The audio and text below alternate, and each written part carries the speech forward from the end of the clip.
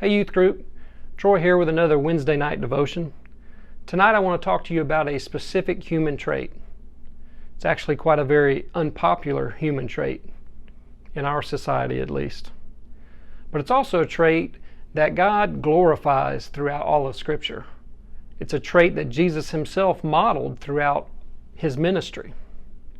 It's a trait that each of us sort of knows deep down we should possess, but we very often struggle with having it or portraying it. The trait I'm talking about is humility. Throughout Psalms and Proverbs, there are scriptures littered with a scripture about humility, where humility is exalted and pride is denounced. One of my favorites is God opposes the proud but gives grace to the humble.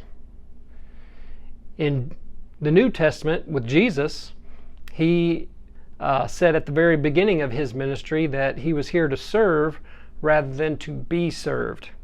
That's an ultimate act of humility right there, being God and then serving mankind, serving creation. And then truly the ultimate act of humility is when Jesus gave his life on the cross. The Bible tells us that he could have called a legion of angels to his rescue, but chose not to. What an act of humility that was. When I think about that, like our modern superheroes of today, the movies that we all idolize and want to be like, the hero, when the bad stuff is happening to him or her, they break out and use their power to crush the enemy. This was the opposite. Jesus, through humility, overcome death and made love prevail. Jesus also inspired Paul when he wrote to the Philippians. He said, "Do nothing out of selfish ambition or vain conceit, but rather in humility value others above yourselves, not looking to your own interests, but each of you to the interests of others." We live in a society that celebrates the opposite of humility. We want to be superior. We want to win. We don't want to just win. We want to crush the opponent and stomp on their dreams. That's something, for some reason, especially in American society, that seems to really be celebrated. But if we're serious about being like Christ, then humility is a trait that we really need to learn.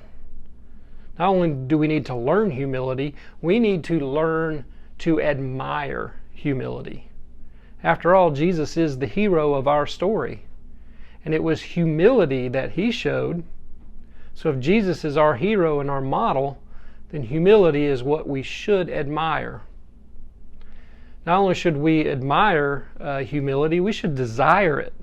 We should desire to be humble. We should recognize that as a very important trait that each one of us should have, because that humility really helps us understand and love others. Loving others is what Jesus said are the two greatest commandments, right? Love God, love others. Humility is an ingredient of that, especially when you consider Jesus' command to love enemies. Loving enemies is impossible without humility. Right now in our society, we are experiencing the most unrest in modern history, civil unrest. And if we want to really portray Christ to America or to the world, then we should do so in humility. As a white person, when I hear someone say Black Lives Matter, I shouldn't respond to that with pride and say, wait a second, I'm white, I matter too. All lives should matter. I shouldn't knee-jerk respond that way. I should humble myself and really listen to what is being said. The Bible talks about the good shepherd who leaves the 99 sheep and goes to the one sheep to rescue. These sheep are okay. It's the lost sheep that's in danger. And that's sort of the humility I think that we should have, especially as white America. We're okay over here.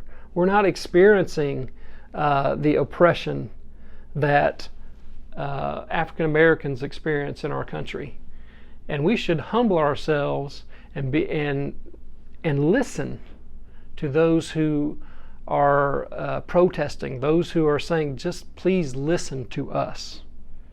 I think that is the Jesus thing to do, the Christian thing to do. And my challenge for this devotion, challenge to the youth group is, do we act in humility?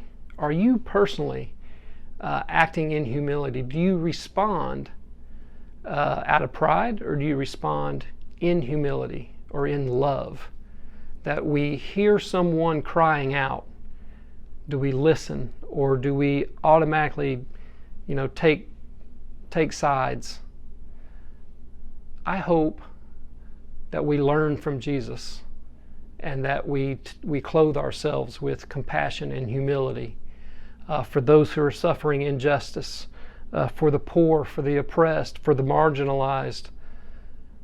That's what Jesus modeled over and over again. So let's be humble. Let's love. Let's listen. I love you, youth group. Can't wait to be back with you. See ya.